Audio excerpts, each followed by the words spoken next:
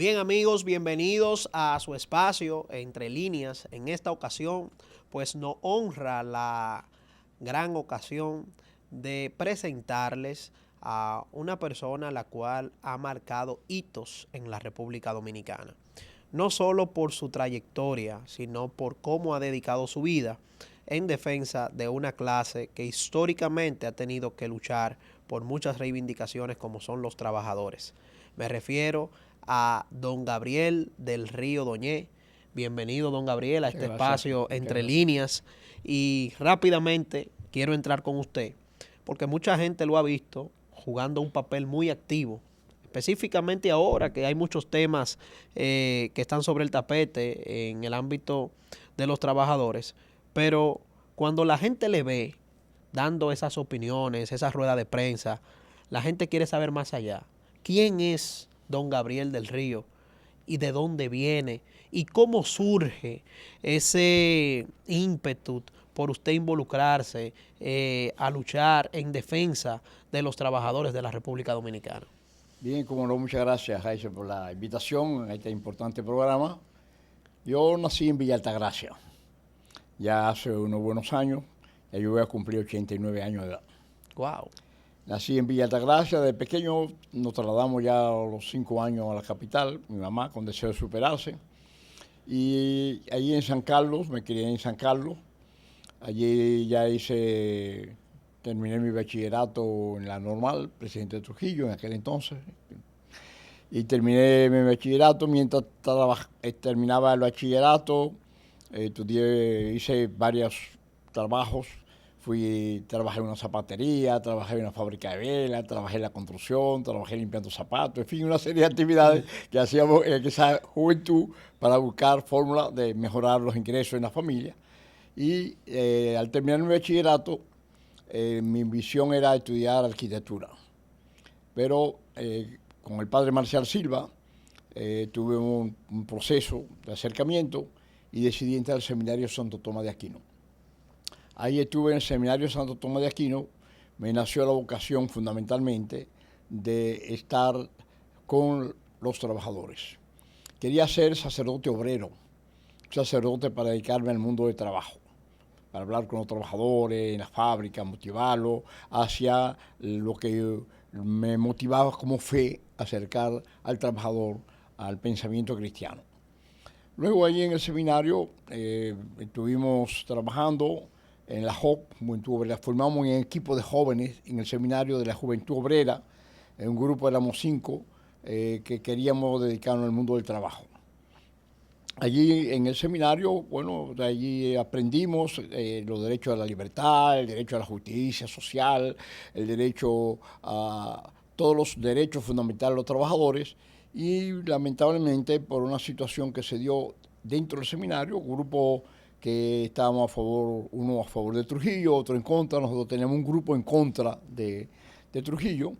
En ese grupo, por supuesto, había muchos jóvenes antitrujillistas y allí estábamos Antonio Locuar, Papilín Peña, y Arias y otros grupos. Y finalmente en el seminario tuvimos algunas dificultades. En la lucha frente a Trujillo, apoyando el 14 de junio en aquel entonces, motivado por el proceso que se inició en Cuba con la Revolución Cubana, y todo ese proceso nos llevó a nosotros a luchar dentro del seminario contra la dictadura de Trujillo.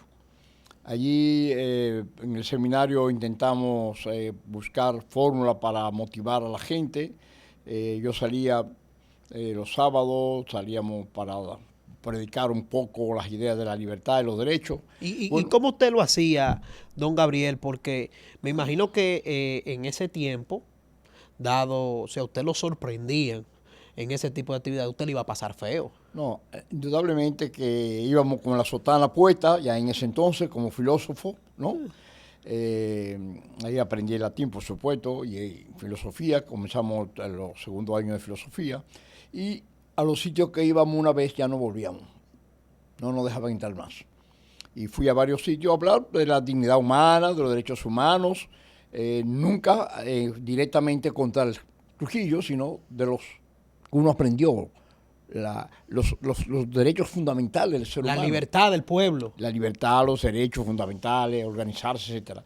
Y entonces, en esa ocasión tuvimos oportunidad de ir a Santiago, buscar un mapa, un plano de una bomba casera. Esa bomba, ese plano lo transmití con ese entonces no había las posibilidades de impresión como hay ahora, era mimeógrafo, ¿verdad? A mano lo dibujé, fui a Santiago a buscarlo, se lo entregué a Locual, Antonio Locual. Antonio Locual lo pasó a su hermano cayó preso en ese proceso, lo agarraron intentando poner la bomba. Viene Locual, ya Locual, los seminaristas los cogen preso a Papilín Peña. Papilín Peña lo desaparecen. Nunca se supo dónde está enterrado Papilín Peña, lo mataron, tuvo unas 40 muchísimos tiempos.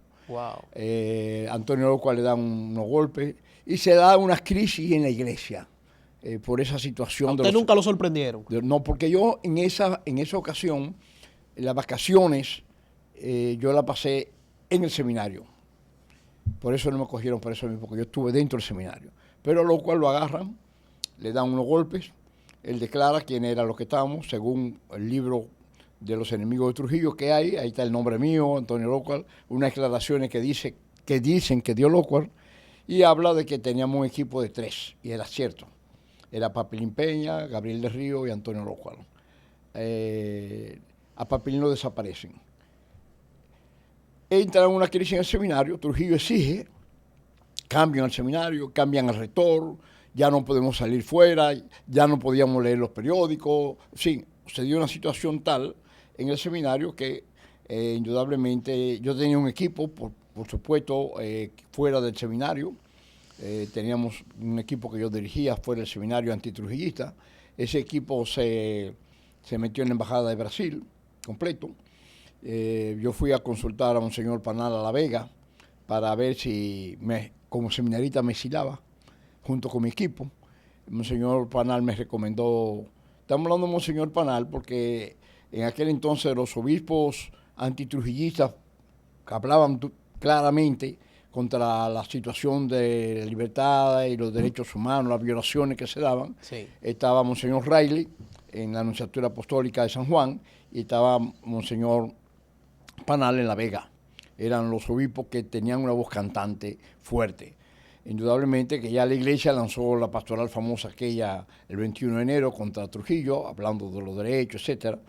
Pero nosotros entonces ya, ante esta situación que se dio, yo me desanimé, no me sentía animado para continuar, una iglesia que estaba todavía muy comprometida con Trujillo, algunos obispos, algunos sectores, y entonces decidí ya salir en enero del 61, salí del seminario. Como volví a mi casa, como yo no tenía posibilidades de contacto, porque ya mi equipo de contacto se había exilado, me quedé tranquilo en casa. En casa me fueron varias veces policías a buscarme, no a buscarme, a proponerme acciones contra Trujillo. Yo les dije, no, yo estoy retirado de la política, yo no estoy en acciones nada contra Trujillo, yo estoy aquí en mi casa tranquilo. Y eso me salvó la vida finalmente. Ya 30 de mayo viene la justicia con la muerte de Trujillo y ya entonces, después de esa acción que se dio con todo ese proceso que se dio, nosotros ya entonces comenzamos ya un trabajo a formar los sindicatos que éramos FOUSA, que fue el Frente Obrero Unido para hacer sindicatos autónomos. Ese Frente Obrero Unido para hacer sindicatos autónomos tiene un sentido. Recordamos que en el año 29 se formó la Confederación de Trabajadores Dominicanos, en el año 1929, sí, un año antes de Trujillo tomar el poder. Y entonces en esa orientación, Trujillo tomó, por supuesto, todo en su mano. La Confederación actuó, todo el que estaba en contra de Trujillo o iba preso, o lo mataba, etcétera. Y entonces la Confederación de Trabajadores Dominicanos fue un instrumento de Trujillo. Cuando Trujillo cumplió los 25 años que creó la Feria de Paz y Confraternidad del Mundo Libre, la Confederación hizo un gran congreso apoyando al régimen de Trujillo. Wow. Entonces, en ese sentido, nosotros veíamos que la posibilidad de que Ramfis iba a continuar en el poder, como pasó en Haití con Duvalier, el hijo de Duvalier, como pasó en Nicaragua con los Somoza, pensábamos que Ramfis iba a continuar en el poder y, indudablemente, cuando matan a Trujillo, Ramfis estaba fuera del país, viene y él activa prácticamente el poder detrás del plano, detrás de la, como decimos, la bambalina, el que manejaba. Detrás del telón. Detrás del telón. Pensábamos que iba a continuar el régimen y por eso decíamos, vamos a formar una organización sindical autónoma. Y decíamos, vamos a formar un Frente Obrero Unido. Todos los antitrujillistas nos unimos. Yo tenía 24 años en ese entonces, ¿no? Wow. Joven, estamos en la juventud que tenía ya una conciencia clara de las luchas por los derechos del trabajador. Y entonces allí decidimos crear ese Frente Obrero. Yo no fui de lo directivo nunca, porque yo era un carajito, como decían, frente a los líderes principales, históricos. Pero a usted se le veía ahí como un joven acucioso, un Sí, joven inquieto. Un joven inquieto, y formamos un equipo de cristianos. Estaba ahí el compañero, éramos 4 jóvenes que estábamos en FOUSA de inspiración cristiana. Ahí, en FOUSA, en el Frente Obrero Unido, pro sindicatos autónomos, era para hacer sindicatos autónomos pensando que la Confederación de Trujillo iba a continuar. Exactamente. Y que íbamos a ser sindicatos que no respondieran al régimen de Trujillo. Entonces, cuando se da el ajusticiamiento de Trujillo, que definitivamente ustedes confirman de que Ramfis no sería el sucesor natural y que de hecho lo hicieron salir del país, wow, y que ustedes vieron que el país entonces pasó en ese proceso de esa transición para ya llegar a los aspectos democráticos. Entonces, ¿qué pasó con el FOUSA? Bueno, con el FROUSA. No, con el FOUSA pasó, porque FOUSA lo fundamos en septiembre. Sí. Primeramente recordamos que llega el PRD, ya llega en el mes de junio, llega el PRD, no recuerdo, y entonces ya yo participé en todas las acciones políticas con el PRD, las marchas. Con el profesor Juan Bosch. La primera marcha, después llegó Juan Bosch, primeramente mandó a Miolán y compañía. Y después entonces ya llegó Juan Bosch, y entonces ya en ese momento, todo ese movimiento, el mismo padre Marcial Silva ayudó mucho a estas ideas de formar el Frente Obrero. En la iglesia de San Miguel tuvimos varias reuniones con los líderes principales de ese movimiento. Estaba Miguel Soto, fue uno de los principales líderes. Y entonces Miguel Soto y otros más formaron estos equipos y finalmente se decide en septiembre formar Frente Obrero Unido por Sindicato Autónomo, en el mes de septiembre. Bueno, ya nosotros adentro de FOUSA, como equipo, como grupo de inspiración cristiano, estamos dando un Frente Obrero Unido. ¿Qué quiere decir? Estábamos los cristianos, estábamos los comunistas, estábamos los pro-norteamericanos, estábamos todos los sectores dentro de ese Frente Obrero Unido para formar sindicatos autónomos, sindicatos que no dependieran del gobierno.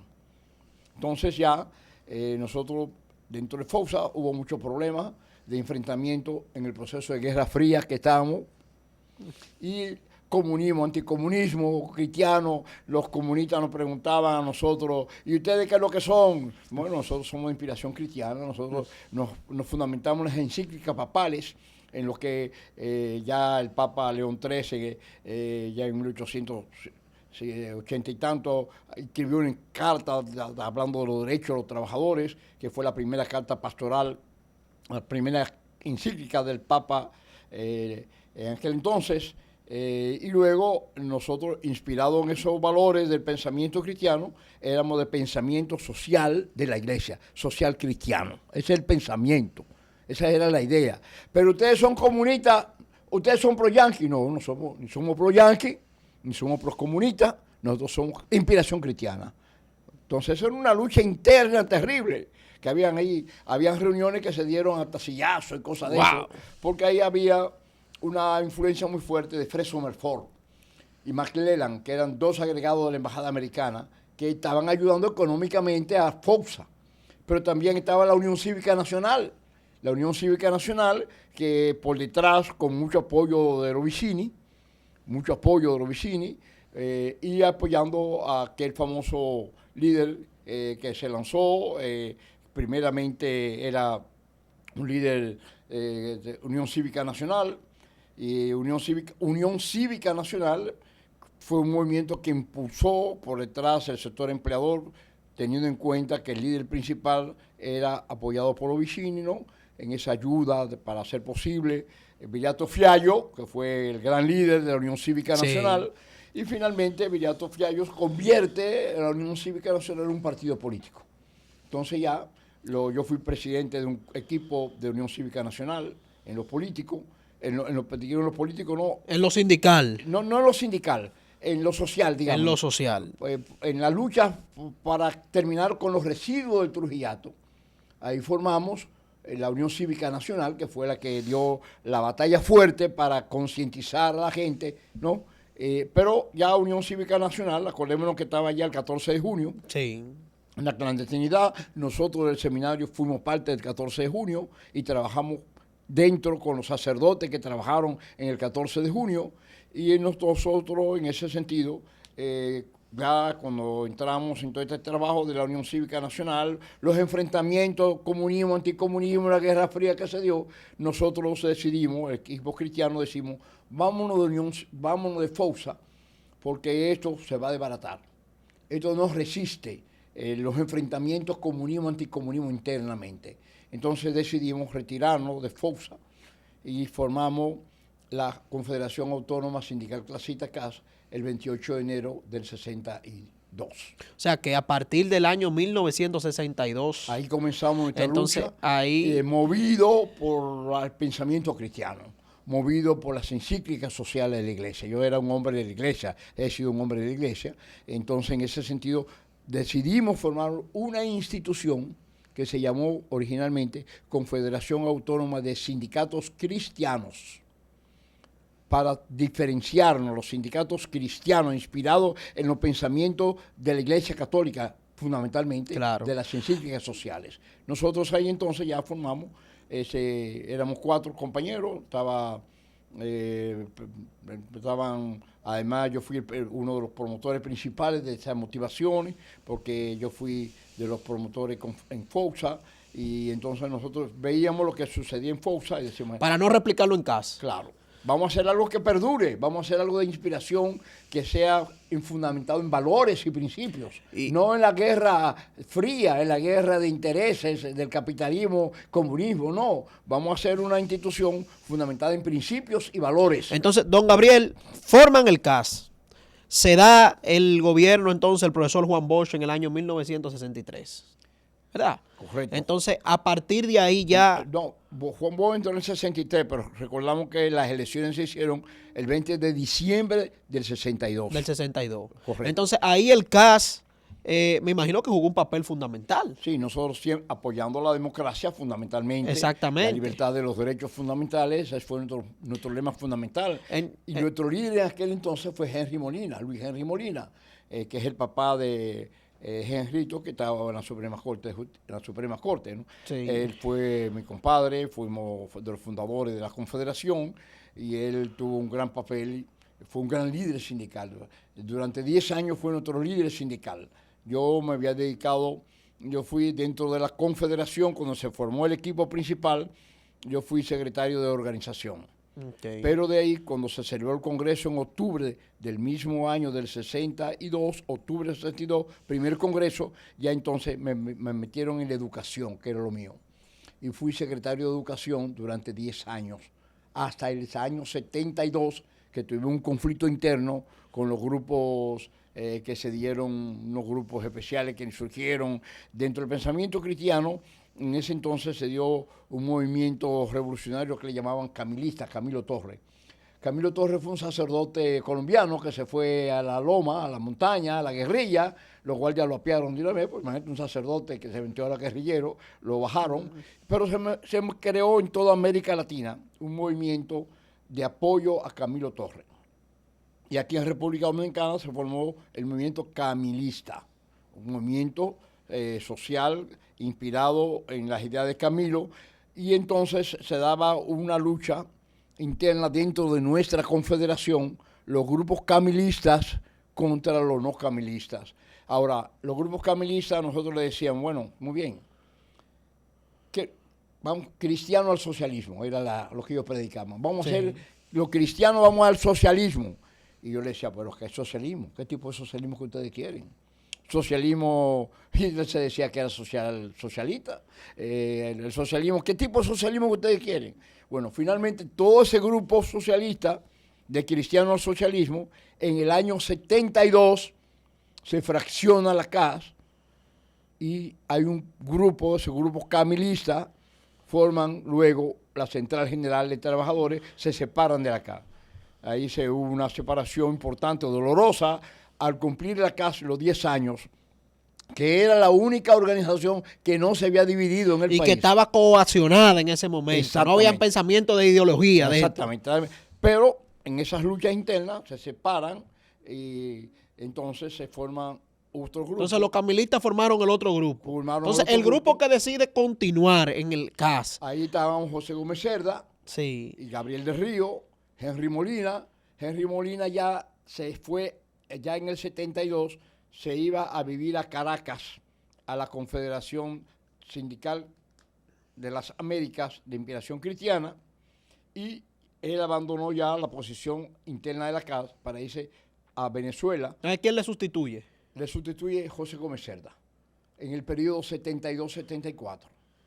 72-74. Ya yo entro 74-76 porque los congresos eran cada 2 años. Sí. Yo entro 76-78, 76-78, 78-80. O sea, yo duré 4 años dirigiendo la Confederación y luego me fui a Curazao por 3 años. Entonces ustedes, don Gabriel, el CAS, vieron el gobierno del profesor Juan Bosch, vieron el gobierno que se conformó tras ese golpe de Estado, la llegada de Joaquín Balaguer, la llegada de Antonio Guzmán, la llegada de Salvador Jorge Blanco, el retorno nuevamente de Balaguer, la entrada en escena de Leonel Fernández, la llegada de Hipólito Mejía, el retorno de Leonel Fernández, la llegada de Danilo Medina, la llegada del presidente Luis Abinader, y el CAS continúa firme. Ahí continúa. Y robusto. Así ¿Cómo es. ha sido la relación del CAS con los gobiernos de turno? Bueno, antes de esto, quiero hacerte un proceso, parte de la historia para entrar ahí. Sí. Cuando dan el golpe de Estado a Juan Bosch, el 25 de septiembre del 63, Sí. yo no estoy en el país, yo estoy en Alemania. Fui el primer becado de la Fundación Konrad Adenauer, de la Fundación Social Cristiana, Demócrata Cristiana de Alemania, y pasé como 9 meses en Alemania, estudiando alemán y después estudiando todos los aspectos sociales en Alemania. Y ya yo era en el primer congreso de la CAS, yo fui director del INFAS, del Instituto Nacional de Formación Agraria y Sindical. Me ofrecen esa beca, me fui a Alemania. Dan el golpe de Estado. Cuando dan el golpe de Estado, en el Spiegel, periódico alemán, salió un pedacito, ya yo hablaba un poco alemán, salió un pedacito del golpe de Estado de República Dominicana, porque la República Dominicana no se conocía. República Dominicana, se conocía Haití, no la República Dominicana. Sí. Y entonces nuestra confederación se opone radicalmente al golpe de Estado. Henry Molina fue de los primeros presos políticos, ya era el secretario general de la CAS, nuestro líder por 10 años.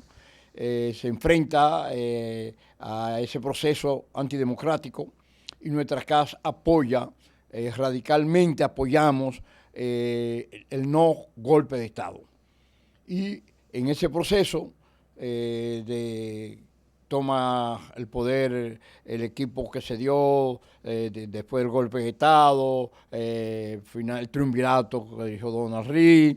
En todo ese proceso le llegamos a hacer una gran huelga a Donald Reed. Cuando él quería aumentar el 5% del seguro social, se pagaban el 2,5%, tanto el trabajador como el empleador. Y él, por un decreto, le aumentó un 5%, lo llevó al 7,5%. Nosotros nos pusimos radicalmente a esta actividad y en el 64 le hicimos una gran huelga a Donald Reed de 1 semana.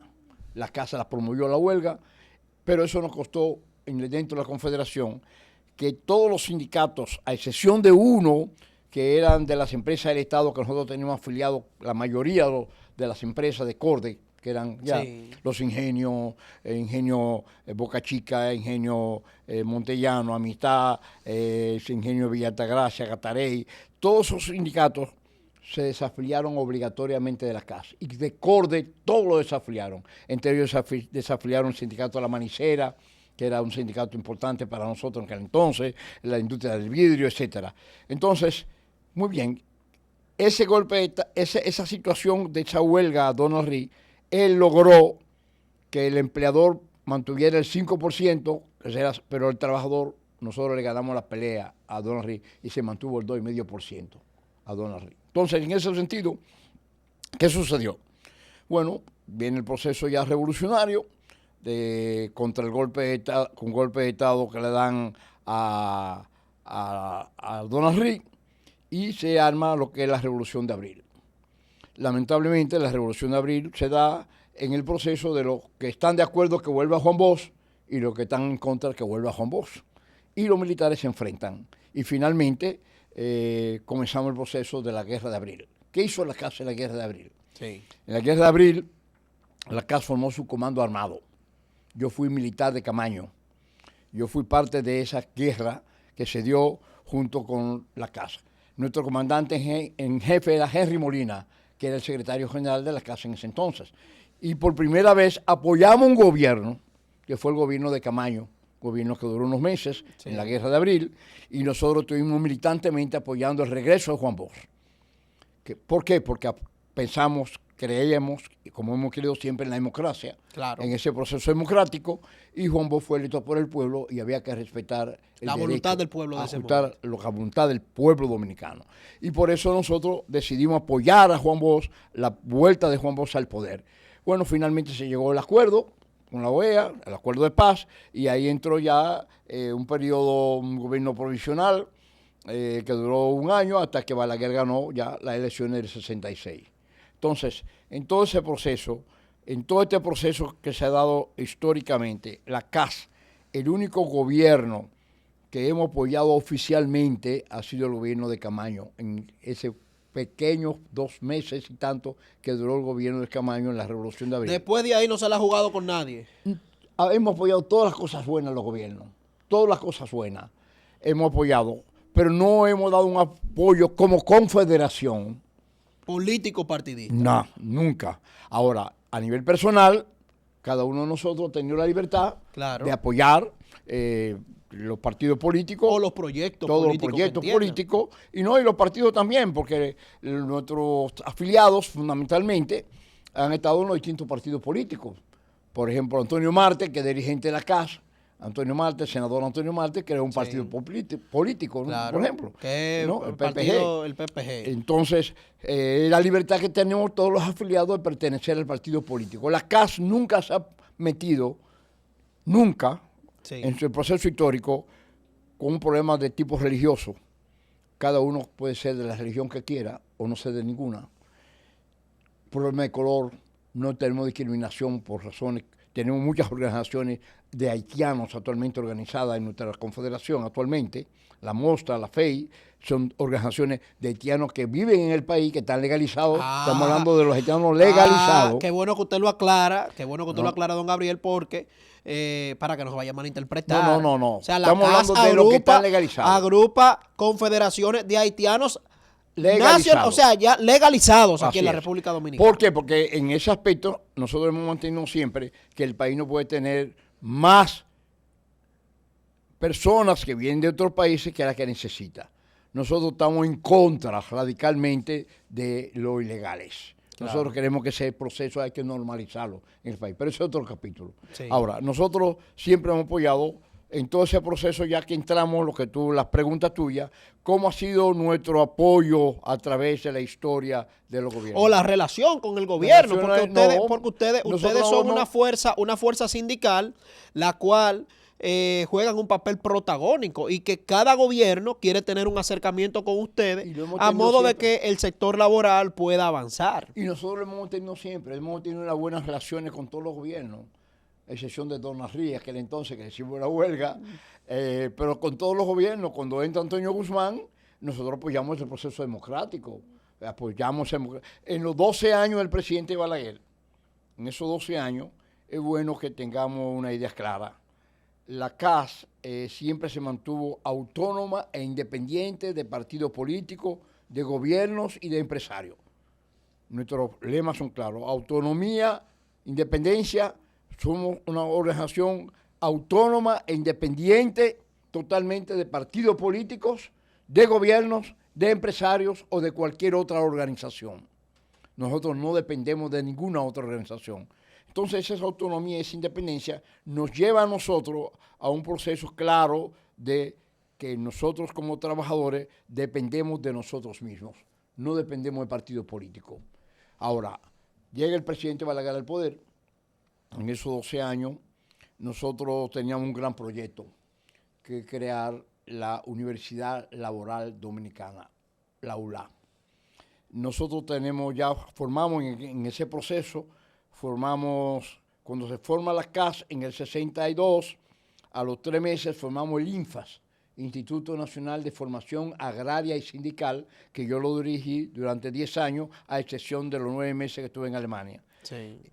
¿Por qué? Porque nosotros decíamos, esto es un pueblo trujillista.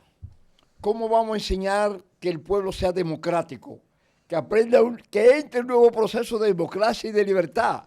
¿Con qué lo hacemos? Entonces crearon esa escuela de formación. Creamos esa escuela de formación sindical que hoy está todavía establecida. Somos la única central que tenemos una escuela de formación como central sindical. Y la hemos podido mantener durante todo este tiempo. La fundamos en el 62 también. Formamos la CAS y ya a 2 meses teníamos creado nuestro centro de formación. Y en la Revolución de Abril, por ejemplo, nosotros dedicamos a hacer mucha formación sindical dentro de los meses esos que se dieron muertos, porque la Revolución de Abril tuvo una época muerta, ¿no? Don Gabriel, ¿y cuál fue el gobierno en el que usted sienta que las relaciones fueron un poco tensas? No fueron tensas más en los 12 años. En los 12 años de Balaguer. El 12 años del presidente Balaguer, porque es bueno precisar algo. Cuando Balaguer entra al poder, nosotros queríamos hacer de nuestra INFAS una universidad laboral. ¿Por qué una universidad laboral? Para formar los técnicos para el desarrollo del país. Nosotros siempre pensamos en el desarrollo de nuestro país, en el crecimiento económico del país, de terminar las miserias del país, terminar las situaciones difíciles económicas del país. ¿Cómo lo hacíamos? Formando a los jóvenes, teniendo técnicos, porque usted no puede. Ahora nuestro ministro de Trabajo va a hacer con el presidente actual, nuestro presidente Luis Abinader, van a hacer una feria de empleo de más 7.012 empleos se van a dar. ¿Qué es lo que queremos 12.000 empleos? Si esos no son técnicos, sino la mayoría no tienen formación técnico profesional, ahora que hablamos de la inteligencia artificial, que hablamos de todos estos procesos que se dan, no hay posibilidad de desarrollo de la empresa. No. Entonces nosotros decíamos, vamos a crear una universidad laboral para formar a nuestros trabajadores técnicamente. ¿Y qué Balaguer pensaba de eso entonces? Que ahora eso era... Nosotros fuimos a los 2 años del presidente Balaguer haber tomado el poder, 68. Sí. Fuimos al presidente Balaguer una delegación. Henry Molina, José Gómez Celda, Gabriel del Río, el profesor, el doctor César Estrella Sadalá, que era nuestro asesor, que para descanso, un gran amigo, gran colaborador de nuestra confederación, que nosotros agradecemos mucho a César Estrella Sadalá. Fuimos al presidente Balaguer y le planteamos el proyecto. Presidente Balaguer, nosotros queremos crear una universidad laboral para formar a nuestros técnicos para el desarrollo de nuestro país. Balaguer se entusiasmó. Es una obra inédita, una obra nueva, crear una universidad laboral para formar los técnicos del país. Eso es lo que necesita el país, técnicos bien formados para el desarrollo de las empresas. Balaguer se entusiasma y somete la donación del INFAS, del instituto, donde los terrenos que tenemos en el centro del INFAS era una casa que era de Flor de Oro, la hija de Trujillo. Era la casa de campo de Flor de Oro. Todavía esa casita de la hija de Trujillo la tenemos todavía ahí como algo importante. Y allí eso lo teníamos arrendado a bienes nacionales por 3.000 pesos mensuales. ¡Wow! Y en aquel entonces. Y ahí teníamos nuestro centro de formación. Lo tenemos actualmente. Entonces Balaguer se entusiasma y dice, yo voy a ayudar, voy a apoyar la creación de la universidad laboral y voy a someter de ahora al Congreso Nacional para que le donen esos terrenos y esa casita que ahí estaba valorada en 38,000 pesos de aquel entonces, que eran dólares de aquel entonces, y el Congreso Nacional aprueba la donación a la CAS para crear la universidad laboral. Pero Balaguer no quería solamente donar esto, Balaguer quería crear un edificio, Balaguer quería hacernos a nosotros la gran universidad laboral del país, pero estamos en los 12 años. Entonces decidimos, le agradecemos hasta aquí, presidente, pero no vamos a continuar recibiendo su Déjelo ayuda. hasta los terrenos, presidente, Sí, ¿verdad? hasta ahí. ¿Por qué? ¿Por qué hasta ahí? Porque ahí entramos en ese proceso de las violaciones de los derechos de los jóvenes, fundamentalmente de los grupos de izquierda, etcétera, y todas esas violaciones que se dieron, nosotros estuvimos en contra del presidente Balaguer, de las acciones que se dio el gobierno de Balaguer. Entonces decidimos no hacer la universidad laboral. Entonces ya, cuando viene Antonio Guzmán al poder, Henry Molina queda como diputado, regresa al país de Venezuela, regresa y lo llevamos a las elecciones y gana la diputación de la capital con el Partido Reformista, pero como diputado independiente del Partido Reformista, vía Partido Reformista.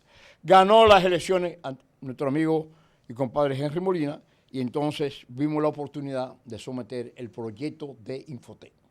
Nosotros fuimos los creadores del proyecto de Infotec. O sea, esa universidad de formación laboral es lo que hoy se conoce como el Infotec. Eso fue lo que o sea, nosotros esa hicimos. idea concebida por ese grupo de jóvenes visionarios Exactamente. es lo que hoy se conoce en el Infotec. Exactamente. Nosotros creamos Infotec. En mi oficina, ya como secretario general en ese entonces, discutíamos allí las normas, la ley de Infotec. Cuando Henry Molina somete la ley de Infotec, lo hacemos en nuestra oficina.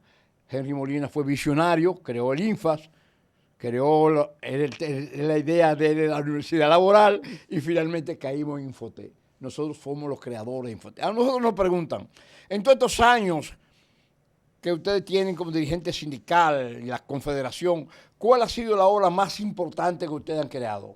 Primeramente decimos la lucha por la democracia, la lucha por la libertad, pero también la creación del INFAS, de nuestro centro de formación. Ahora tenemos Musol, la mutual, que hace posible que los trabajadores de la economía informal ingresen al régimen contributivo de la seguridad social, pero la obra más importante ha sido Infotec. Infotec fue la obra más importante en ese entonces para nosotros. No hicimos universidad laboral, entonces desarrollamos la idea de crear Infotec. Se somete al Congreso el proyecto de Infotec. ¿Qué pasa en el proyecto de Infotec? Algo inédito que la gente no conoce. Los guardias en aquel entonces decían que la CAS era comunista. Y un proyecto de la CAS, a través de Henry Molina, que va al Congreso Nacional para crear la formación técnico-profesional, los guardias decían, no podemos pasar eso, porque ahí lo que se va a dar en Infotec es comunismo, porque la CAS es una institución comunista. Ellos pensaban que esa era una escuela de doctrina. De doctrina, para formar comunismo. Entonces, ahí interviene el doctor César Estrella Sadalá, interviene, hijo de Piro, un general Piro Estrella Sadalá, interviene con los guardias, pero los guardias exigieron, está bien, vamos a aceptar Infotec, pero nosotros tenemos que estar en la junta de directores. Y ahí están actualmente los guardias en la junta de directores de Infotec, para que no se dé comunismo en Infotec. Esa es la historia real, que mucha gente no conoce. Y entonces hoy día la escuela laboral están ahí el director de la escuela laboral, de las Fuerzas Armadas, de la Policía Nacional y el suplente están ahí, en la Junta de Directores. Bueno, nosotros aceptamos que están ahí porque nosotros no somos comunistas, nunca hemos creído en la idea del comunismo. Claro. Y si esas eran sus condiciones, pues está bien, no hay ningún problema. Y formen parte. Ahí lo tenemos en la dirección de Infotec, yo soy miembro de la Junta de Directores de Infotec y ahí están ellos y compartimos perfectamente bien. Entonces se creó la gran obra de Infotec. Pero hubo una obra muy importante. En el año 78, le hicimos a Balaguer, en el año 90, cuando ya vuelve Balaguer, en el 90, le hicimos a Balaguer una gran huelga nacional. Fue la última huelga nacional de las centrales sindicales que se ha hecho en el país, en el año 90. Y en esa huelga que nosotros lo hicimos al presidente Balaguer, ahí fueron 2 días que se paralizó el país completo. Todo, porque todas las empresas, todos esos ingenios, todo se pareció al país. Fue una de las huelgas más grandes de la historia del movimiento sindical. Desde nuestra oficina dirigimos esa huelga Ahí estábamos, todas las centrales, eran 7 centrales sindicales en aquel entonces, más todas las organizaciones de los empresarios, el sentido popular, los comerciantes, nos acompañaron en esa huelga. Fue una huelga de todos los sectores populares junto con las centrales sindicales. Monseñor Agripino Núñez Collado, que fue siempre un hombre que buscaba diálogo y concertación, con él iniciamos todo un proceso de diálogo y concertación. Monseñor Agripino logra tener una conversación con el presidente Balaguer, el presidente Balaguer, y porque habíamos amenazado que si el presidente Balaguer no lograba las conquistas, que entre ellas el Código de Trabajo, algo que hoy se está discutiendo mucho, la indexación salarial, te voy a llevar ahí, y entonces le planteamos a Balaguer una serie de peticiones de demanda. Entre ellas, otra conquista de la Confederación de la CAS, muy importante, es la indexación salarial. Le planteamos en el equipo que había que llevar que los trabajadores que ganaban hasta 3,000 pesos no pagaran impuestos sobre la renta de su salario. Óyame bien, le llevamos la idea, ya discutimos con el señor Agripino, vamos el equipo, todas las centrales principales, vamos a discutir con el presidente Balaguer los proyectos, le planteamos a Balaguer. Código de Trabajo, indexación salarial, el pago de las prestaciones a Codetel, el sindicato telefónico, al sindicato eléctrico, que había muchos trabajadores que no se les había pagado sus prestaciones laborales, entre otras conquistas. Y Balaguer agregó, bueno, pero yo le ofrezco vivienda para los trabajadores. Y nosotros como CAS dijimos, sí, está bien, aceptamos, presidente. Pero con estas condiciones también. Claro, por supuesto. Y nuestros principales dirigentes conseguimos vivienda del presidente Balaguer. Muchos de ellos todavía viven en ella. Entonces, tras esa huelga, entonces se logra entonces que se apruebe el código en el año 92. Exactamente. Y se aprueba la indexación salarial. Y se aprueba algo que hoy está también sobre el tapete, que es la cesantía laboral, es ese derecho adquirido que tienen los trabajadores. Exactamente. Esa es la cesantía para nosotros, que es sagrada, esa cesantía que viene de la era de Trujillo, pero ahí se amplió más la cesantía, porque ahí negociamos, yo fui de los negociadores de ese código 92, ahí negociamos que el código, nosotros planteamos, bueno, no nos despidan a los trabajadores, que no haya despido de los trabajadores cuando formemos un sindicato, permítanos formar sindicatos libres, independientes, permítanos. Entonces se negoció, bueno, vamos a la cesantía, vamos a ampliar la cesantía, vamos a hacer la cesantía indefinida, en cambio de que los empleadores pudieran despedir a un trabajador sin causa justificada. Entonces, en el código está establecido que si usted como empleador va a despedir a un trabajador sin causa justificada, tiene que darle cesantía. Excelente. Entonces, una pregunta, don Gabriel. Ya que usted fue parte de ese equipo de negociación, de los que impulsó tras esa huelga la aprobación del Código de Trabajo en el año 1992, hoy vuelve eso a la mesa de trabajo. Y resulta que el empresariado sigue insistiendo en que se reformule la cesantía. En primer lugar, la población entiende que el empresariado quiere que se quite la cesantía. Primeramente, esa fue la idea. Esa fue la idea. Quitar la cesantía. Pero luego después han querido ellos venir como con unas propuestas un poco medio raras, con el tema de que de un seguro de empleo y esto. ¿En qué ha quedado eso? Bueno, finalmente, en el asunto de la cesantía, el presidente Luis Abinader, con una visión importante, siguiendo todo este proceso de concertar y dialogar, porque la CAS y las demás centrales sindicales, desde el 92 no hacemos una huelga nacional, porque Monseñor Agripino Núñez Collado nos enseña y nos demuestra que hay que luchar, concertar y dialogar para buscar la conquista y no hacer huelga tras huelga que ni benefician al país ni benefician a los trabajadores. Finalmente decidimos, vamos a concertar, vamos a dialogar. El presidente Luis Abinader, una visión clara, promueve la concertación y el diálogo para el Código de Trabajo. Ya el presidente anterior, el presidente Danilo Medina había promovido también, hacía ya unos años atrás, en una concertación que lo celebramos en INTEC, buscando solución al nuevo Código de Trabajo. Pero eso no logramos acuerdo en ese sentido. Ahí en aquel entonces el gobierno propuso que se hiciera una, para la cesantía, un fondo de cesantía. ese fondo de cesantía, nosotros como confederación apoyamos el fondo de cesantía, como confederación.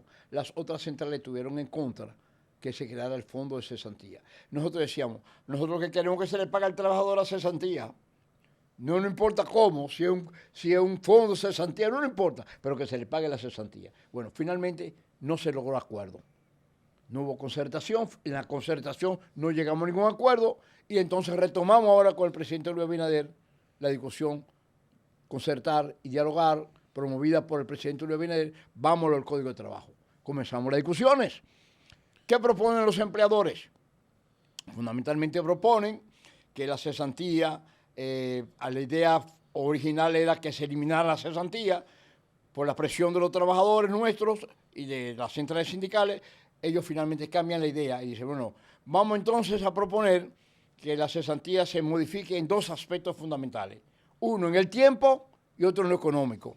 En el tiempo, ¿qué decían ellos? Hasta 6 meses, hasta 6 años. Que la cesantía, que ahora es por tiempo indefinido, se limite solamente hasta 6 años. Después de los 6 años no hay más cesantía. O sea, usted puede durar 6 años y hasta ahí. Ahora la cesantía es indefinida. Usted tiene 20 años, hay que pagarle 20 años de cesantía. Claro. Entonces, ese tiempo limitado, 6 años. Dinero económico, hasta 250,000 pesos aproximadamente. O sea, que ningún trabajador, claro que los trabajadores que ganan dinero alto, cantidad de dinero, estamos hablando que son la gente de confianza de ellos, los gerentes de la empresa, porque ningún trabajador va a ganar 250,000 pesos, ¿no es verdad? Claro. Bueno, de todos modos, esa era la propuesta de ellos. Nosotros nos opusimos. Vamos a mantener la cesantía tal como está, no cambiemos la cesantía, mantengamos la cesantía y en ese diálogo, en esa concertación del Código de Trabajo a través del Ministerio de Trabajo, y ahí intervino con mucha eficacia Luis, nuestro exministro de Trabajo. Luis Miguel Descán. Luis Miguel Descán, fue un gran trabajo que hizo Luis Miguel.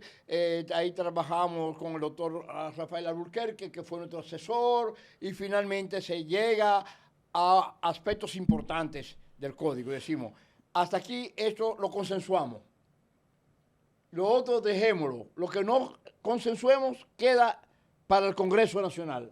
Y entonces ahí la cesantía se mantiene en el diálogo tripartito. Entonces, hoy ya fue aprobado en el Senado de la República, ahora Cámara de Diputados. Está en la Cámara de Diputados. Está en la Cámara de Diputados. Entonces, don Gabriel, de no modificarse en la Cámara de Diputados, al día de hoy, ¿cuáles aspectos que está en el nuevo Código de Trabajo, en esa propuesta, benefician al trabajador?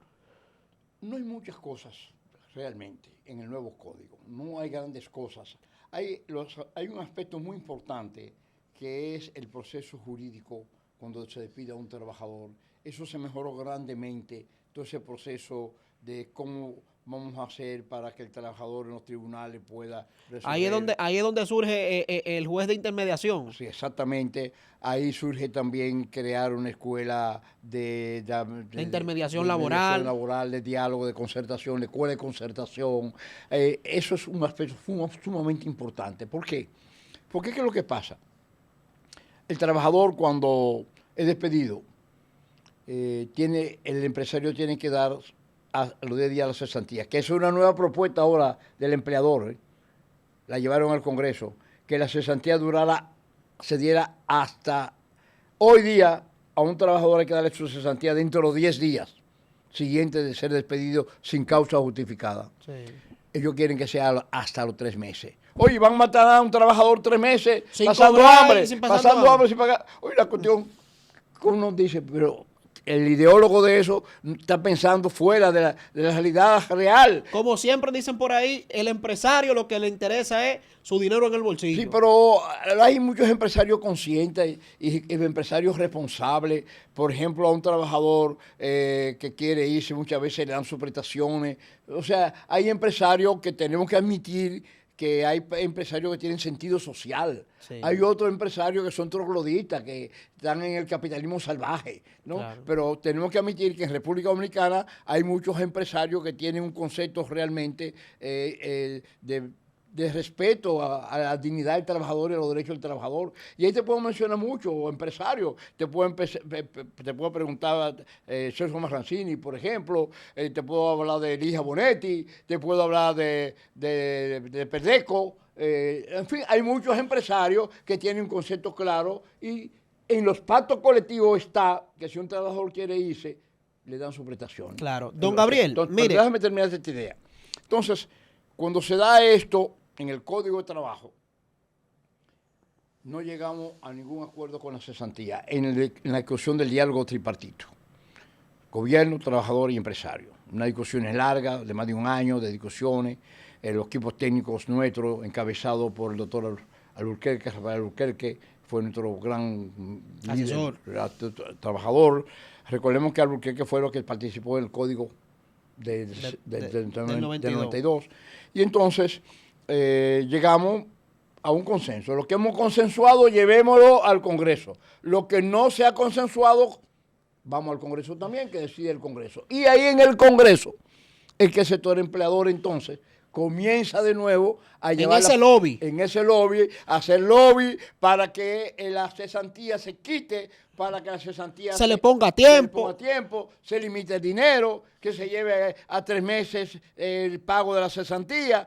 Bueno, eso, el Congreso Nacional, la Cámara de Senadores, teníamos un proyecto de una propuesta, una marcha, una actividad frente al Congreso Nacional en la Cámara de Senadores.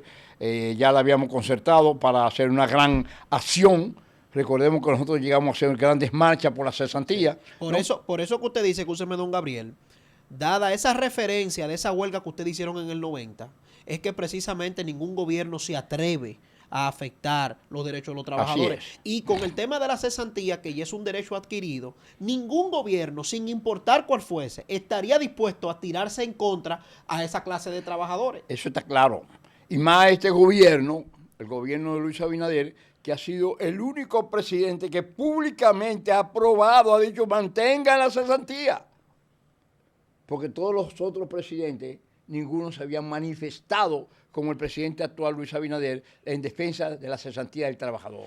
Eso es claro. Mantengan la cesantía.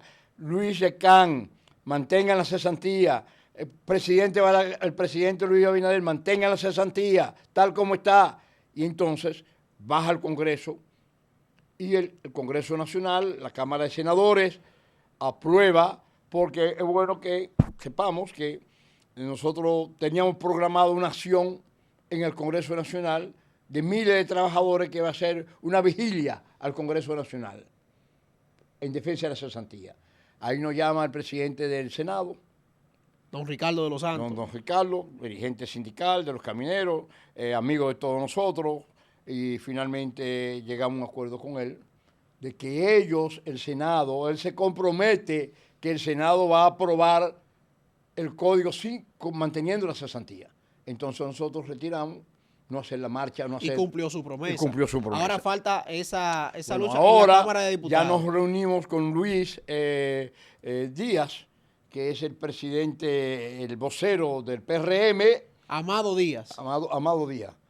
Amado Díaz, tuvimos una reunión importante con él en su oficina, las 3 centrales principales, y allí él se compromete como PRM, mayoría en el Congreso Nacional, mayoría en la Cámara de Diputados, que se va a pasar tal como lo aprobó la Cámara de Senadores. ¿Y la Fuerza del Pueblo y el PLD se comprometió? No hemos hablado con ellos realmente, no hemos hablado con ellos porque consideramos que ellos van a apoyar también, porque son políticos y ellos entienden que con un derecho tan importante para el trabajador, que es un derecho virtual, vamos a estar claros. Exactamente. Si tú no quieres darle cesantía a un trabajador, no lo despida. Cuando formamos un sindicato, no lo despida. Permite que se formen sindicatos, que se organice la libertad sindical real en nuestro país.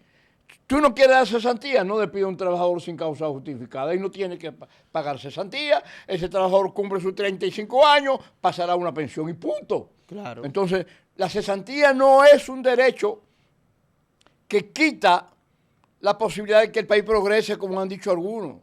El país ha progresado con cesantía o el país no ha mejorado. El país no ha avanzado muchísimo. ¿Cuántos millones se han ganado los empresarios? Nada más hay que ver las estadísticas del Banco Central, cómo los empresarios se han hecho más ricos y más poderosos con la cesantía. Entonces vienen ahora con el cuento que la cesantía es un obstáculo para el desarrollo, que la cesantía es un obstáculo para que el país camine. Pero pues, tenemos una prueba. ¿Cuántos años tenemos caminando el país avanzando con cesantía? Entonces eso no es un motivo. La cesantía, usted no quiere la cesantía, no despida a un trabajador sin causa justificada. Así es, y aquí en Entre Líneas también apoyamos que se mantenga la cesantía. Así es, que se mantenga la... Don Gabriel, esta experiencia con usted hoy ha sido tan enriquecedora que el tiempo se nos ha pasado y nosotros queremos más.